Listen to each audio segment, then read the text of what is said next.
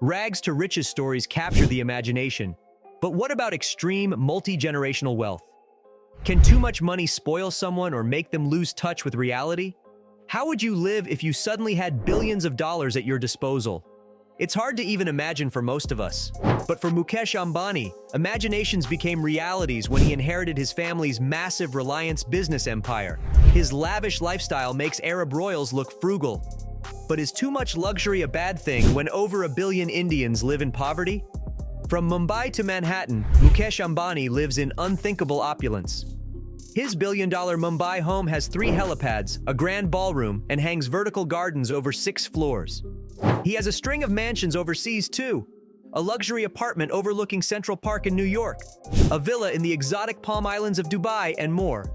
When in Mumbai, he moves in expensive cars and choppers, avoiding the brutal traffic that commoners brave. But let's start at the beginning. What was young Mukesh like before he became India's richest man? Hard work and humble beginnings. You might expect a spoiled brat, born with a silver spoon. On the contrary, Mukesh Ambani came from a hard-working middle-class family. His father moved the family from Yemen to India when the British left. Life wasn't easy then. Mukesh studied engineering and business in Mumbai. He later convinced his father to let him try his hand at the polyester business. This small venture became the Reliance empire over time. With smart risks and creative ideas, the company expanded into petrochemicals, telecom, retail, and more. Even today, Ambani is known for marathon 18-hour workdays. He expects similar dedication from employees too. Driven and demanding, his laser focus on business may be why Reliance is now a Fortune 500 giant. Rags to riches stories usually end when wealth is achieved, but Ambani's riches came from previous generations. How does the story continue in his case? Does the hunger and drive reduce when your family enjoys wealth for years? Ambani's extravagant lifestyle. For Mukesh Ambani, more money only meant an even more lavish lifestyle. Homes so expensive that calling them houses feels silly. Rare luxury cars that would make museums jealous. Soaring private jets, not economy class tickets. Gold-plated chopsticks while most Indians eat without proper food. The shocking difference makes you question, has he lost all sense of reality? Take Ambani's Mumbai home Antilia as the first example. With 27 stories and 400,000 square feet of space, Antilia is taller than India's largest skyscraper. Just parking space takes 3 floors here. The living room has seats for 168 guests, where Bollywood stars to global CEOs rub shoulders at parties. The extravagance doesn't stop there. Antilia has dedicated floors for hobbies too. An ice cream shop shaped like a giant handbag for his wife. Several temple replicas to visit without going outdoors in polluted Mumbai air. There's also a 50-seat home theater on the reclining sofa seats, maybe for watching movies made on his life. Above all rests 3 helipads, so Z security commandos can escort the billionaire rapidly to Mumbai airport. Below ground, a secret tunnel connects Antilia to a nearby garage for a smooth getaway. Like a high-security fortress, Ambani's home matches no normal standards of luxury living. Beyond Mumbai lies Ambani's global empire of real estate too. He has iconic homes in world-famous cities across 3 continents. A 14th-floor apartment in the Tony neighborhood of New York, the prestigious Stoke Park estate in London, and more. Each is as luxurious as Antilia. Mukesh Ambani's lavish lifestyle is exemplified by his overseas properties, which take extravagance to new heights. For instance, his Dubai villa has a dedicated space for housing over 40 luxury cars, underscoring his penchant for expensive vehicles. The Ambani family owns a fleet of high-end cars across global locations: Rolls-Royces, Mercedes Maybachs, limited editions, and customized models. These offer them unmatched comfort and privacy during transport, besides flaunting their billionaire status. The extremes that the Ambanis go to for their private transport is highlighted by Mukesh gifting his wife Nita an Airbus corporate jet. Their pursuit of status symbols and one-upmanship through exclusive possessions seems to multiply exponentially alongside their ever-growing billions. Such an unparalleled standard of living is truly shocking compared to average Indians. The Controversies cut to a shanty town near Antilia, though, and a very different picture appears.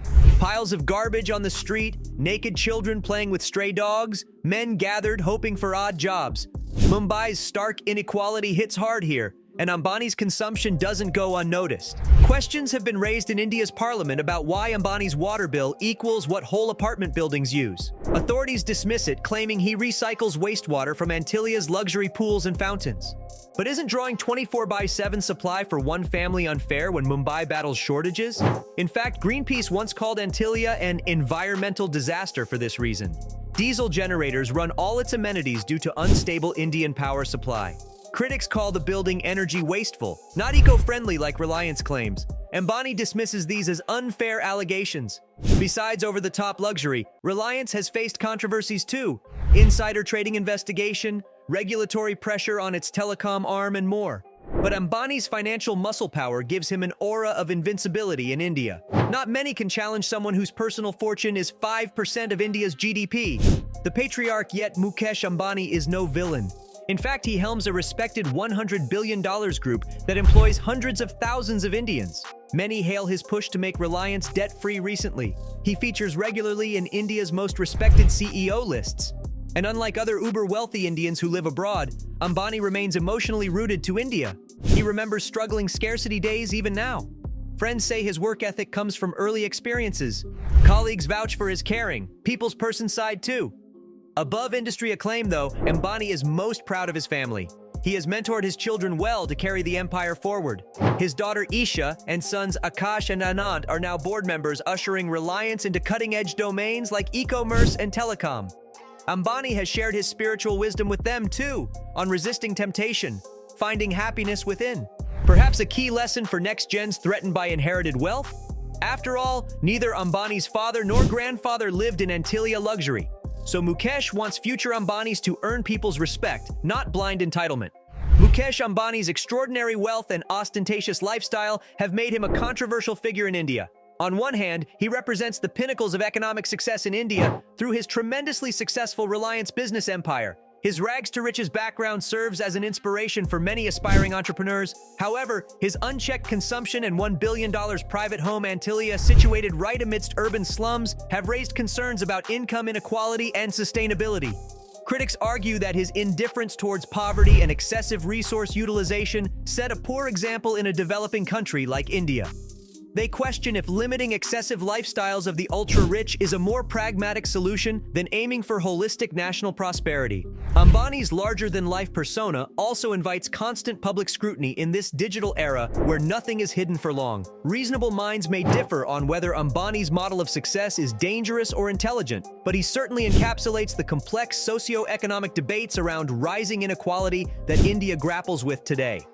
His case provokes vital discussions on ethical wealth creation and consumption.